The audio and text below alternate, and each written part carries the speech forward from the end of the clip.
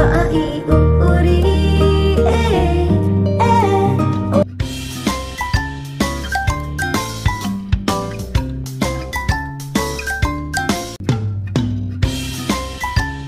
Good morning बच्चों, आज मैं आपके लिए बहुत ज्यादा इंपॉर्टेंट ट्रिक लेकर आई हूँ, क्योंकि अक्सर मुझसे बच्चे कहते हैं मैडम हम कुछ भी याद करते हैं हमें याद ही नहीं होता, हम दूसरे दिन आकर भूल जाते हैं। तो बच्चों आज मैं आपको कुछ ऐसी ट्रिक्स बताऊंगी जिससे आपको जल्दी जल्दी याद हो जाएगा। यानी ये जो मैं ट्रिक्स है ये मैजिक ट्रिक्स है। तो हमारी पहली मैजिक ट्रिक्स है स्टडी स्लीप स्टडी, यानी पढ़ना सोना और पढ़ना। अब आप कहेंगे मैम ये कैसी ट्रिक है? ऑब्वियस है। इसमें क्या होता है, देखिए इस ट्रिक में क्या होता है, जैसे कि मोस्टली बच्चे क्या होते हैं सुबह पढ़ते हैं फिर शाम को कुछ याद करते हैं, लेकिन दूसरे दिन जो है वो सारा कुछ भूल जाते हैं। अगर आप मेरी ये पहली फॉलो करेंगे इस ट्रिक को तो देख लेना आप पक्का मुझे दोबारा से याद करेंगे। वो ट्रिक क्या है, जैसे देखिए अब आपको कोई सब्जेक्ट याद करना है, ठीक है, आपको वो याद नहीं हो रहा है, आप सोने से पहले उसको पढ़ें, उसके बाद फिर रात को सो जाए और जब सुबह सोकर उठें फिर दोबारा से उसको रिपीट करें। पक्का प्रॉमिस आपको ये जरूर याद होगा। और ऐसा होता है जो भी कोई चीज हम याद करते हैं उसके बाद हम सो गए तो वो हमारे माइंड में सेट हो जाती है चीज, है ना, और उसके बाद जब हम उसको सुबह याद करते हैं तो वो हमें 100% याद रहती। तो अब हमारी है दूसरी मैजिक ट्रिक, यानी मीनोमिक्स। मीनोमिक्स क्या है मैडम? ये एक्चुअली मीनोमिक्स में क्या आता है, जैसे कि हम कोई भी चीज याद करते हैं, ठीक है, उसके बाद अगर हम उस चीज की एक स्टोरी जैसे बना ले, जैसे कि मान लीजिए मैंने डाइजेशन पढ़ा, तो डाइजेशन में पहले मैंने बक्कल कैविटी के बारे में पढ़ा, फिर स्टमक पढ़ा, फिर ऑइसोफेगस पढ़ा। अब मैंने क्या किया, इन सबको मिला के एक स्टोरी बना ली। स्टोरी कैसे बना ली, मैंने एक बार कुछ खाया, हमने खाया तो वो हमारे बक्कल कैविटी के अंदर गया।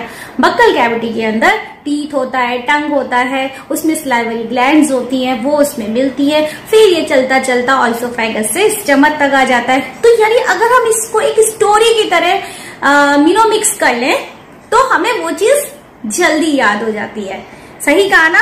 इसीलिए कभी कभी आपने नोटिस किया होगा, अगर हमें कभी कोई चीज याद नहीं होती है, अगर हम उसको स्टोरी की तरह किसी को सुनाते हैं या बताते हैं तो वो जल्दी याद हो जाती है। तभी तो आप लोगों को फिल्मों की जो स्टोरी होती है कितनी जल्दी याद हो जाती है ना? तो एक ये मेरा सेकंड मैजिक ट्रिक है, अगर आपको कोई चीज याद नहीं हो रही है पहले आप उसको पढ़ो और फिर उसको अपने माइंड में ऐसे एक स्टोरी सी बना लो। 100% कह रही हूँ आपको पक्का याद हो जाएगा, है ना इंटरेस्टिंग।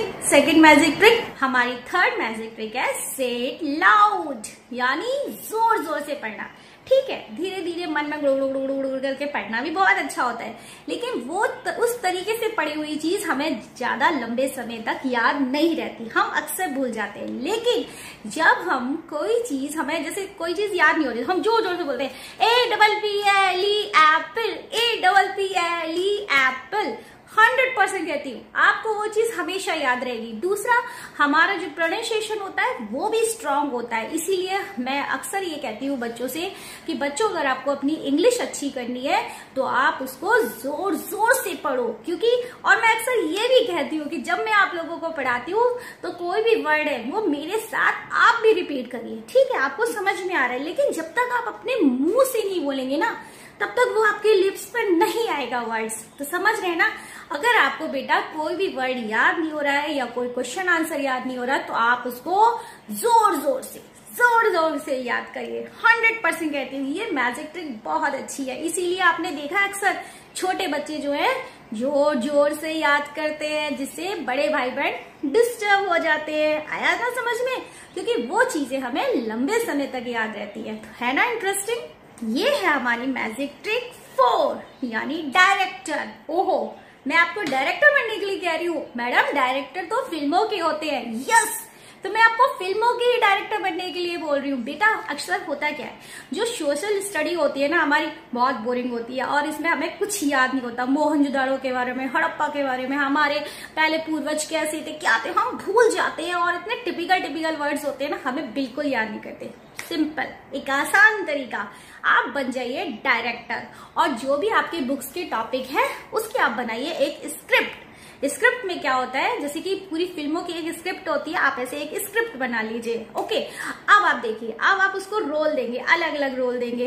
अब आपको मतलब ये सब इमेजिन करना है। अब आपको कोई सीन क्रिएट करना है, क्योंकि फिल्मों के लिए सीन क्रिएट करना पड़ता है, तो उसके लिए आपको पूरा नॉलेज की जरूरत है। तो आप देखना, आप डायरेक्टर बनिए और कोई भी टॉपिक है, सोशल स्टडी या ईवीएस का, किसी का भी, आप उसकी एक पूरा उसके बारे में स्क्रिप्ट तैयार करिए कि इसको मैंने ये रोल दिया है और उसको ये करना है। आप देखना, आपको एक तो इंटरेस्ट भी आने लगेगा और ज्यादा जानने की आपको इच्छा भी होगी, आखिर हुआ कैसे, ये फिर क्या हुआ, उसके बाद क्या हुआ। तो इस तरीके से आप एक पूरी फिल्म बना लीजिए। और जैसे डायरेक्टर का जो काम होता है सिंपल, तो मैं आपको डायरेक्टर बनने के लिए बोल रही हूँ, तो समझ रहे ना कहीं ये एक क्वालिटी भी डेवलप हो रही है आपके अंदर। क्या पता बड़े होके आप लोग डायरेक्टर ही बन जाओ और एक फिल्म बनाओ।